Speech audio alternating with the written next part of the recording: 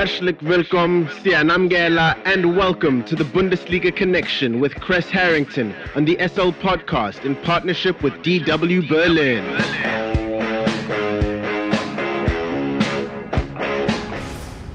It's time for the latest from Germany's domestic football league, the Bundesliga, and more. For that, we're joined by Kres Harrington from our partner station Deutsche Welle in Berlin, Germany. Kres, with the transfer window having recently opened, let's talk about Borussia Dortmund. They could be missing a key piece soon. However, Dortmund are rumoured to already be chasing a replacement. Jude Bellingham and Weston McKennie are the names being thrown around. What are your thoughts there? Yeah, the biggest name right now in the Bundesliga has got to be Jude Bellingham. The way he played in the World Cup for England was standout. It's not a shock that Liverpool and Real Madrid have been showing strong interest in the English sensation. But it begs the question, what will Borussia Dortmund do in terms of his likely departure? Now, the club believes he'll wait until this summer, but the word is that Bellingham and his representation will have a sit-down with Borussia Dortmund and discuss his future. They've been trying to extend him, but they've been unsuccessful so far. When you're 19 years old, it looks like Bellingham is really using Dortmund as what it's been known for, that launching pad. Now, he's sensational in the midfield. That brings in the possibility of Weston McKennie. Now, Weston McKennie right now plays for Juventus. He also played well at the World Cup for the US of A. He had an interesting hairstyle. I urge anyone to check it out. Nice, colorful hairstyle. But he played very well, and he's at Juventus. Juventus, as I'm sure a lot of football fans know, have re-signed Paul Pogba, and that could put Weston McKennie's playing time in jeopardy. And that is the reason that Dortmund have been considering Weston McKennie as a replacement for Jude Bellingham. Now, you have to consider money. Obviously, money is a huge thing. Now, the market right now says that Jude Bellingham could get as much as 125 million euros for his signature.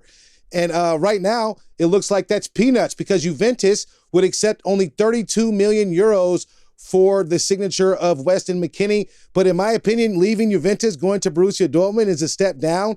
There are a few Premier League clubs also interested in McKennie.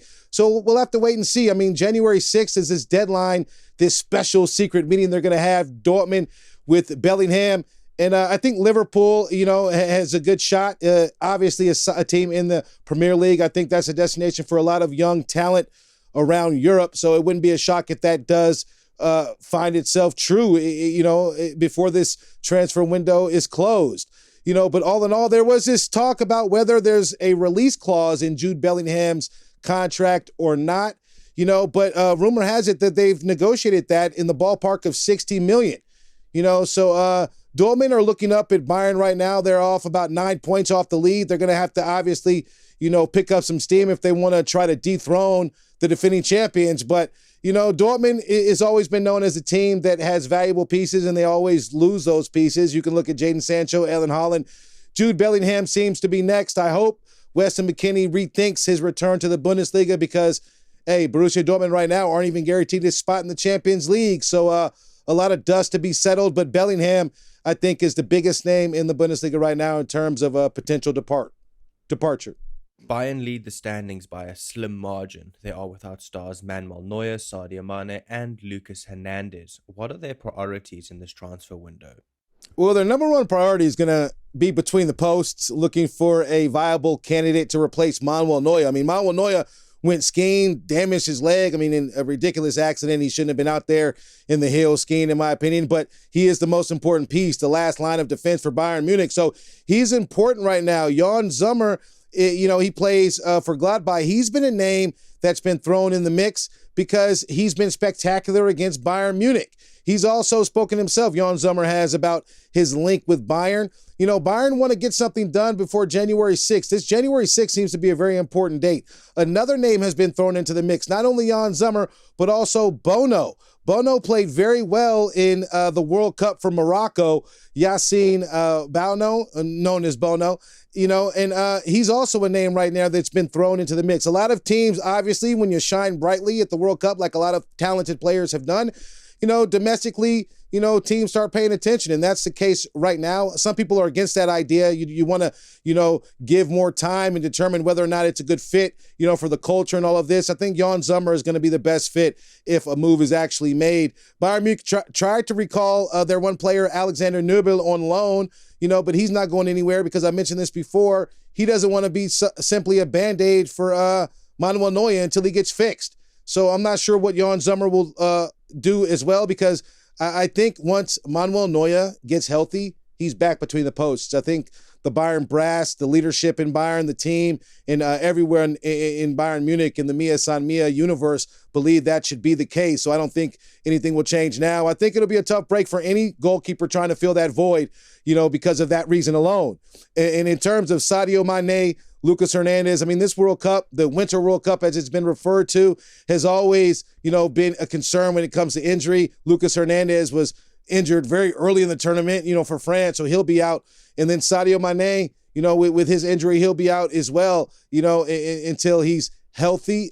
Months as far as Sadio Mane, those were the last reports. You never want to speed an injury back, because obviously there are a lot of hopes and a lot of expectations on the shoulders of Sadio Mane. So I wish him well in getting back. But priority number one, just to circle back to that, is obviously going to try to find a viable candidate to replace the boots of Manuel Neuer. Sven Ulreich is the second string goalkeeper, but he's been shaky at times when he's filled the void. So I think Bayern, especially when you consider Oliver Kahn, a former goalkeeper, is leading things now, that's his number one priority, no doubt. And before we let you go, Kres, just like always, what else has hit your radar? Yeah, a lot of players out there on other teams' radars. Bayern Munich's Alphonso Davies is one of those players. He's garnered some interest from Real Madrid, but Bayern Munich says no way in the world we're going to let go of an incredible young talent. He did suit up for Canada, even though it was an unsuccessful World Cup return for Canada after 30 years. But he did score a goal for the Canadians. Alphonso Davies, known as the Road Runner, on his team, he is obviously a bundle of speed and defense combined with a bit of offensive threat as well. But Bayern have that young core talent in Davis, Jamal Musiala, and others. I don't think they'll let him go. And that was just one thing I thought was worth mentioning. But a lot of football to look forward to, when the season kicks off January 20th, the big match, Bayern Munich and RB Leipzig kick things off. And I'll be here to give you all those updates. But a lot to talk about. An interesting season, the second half ahead of us, no question.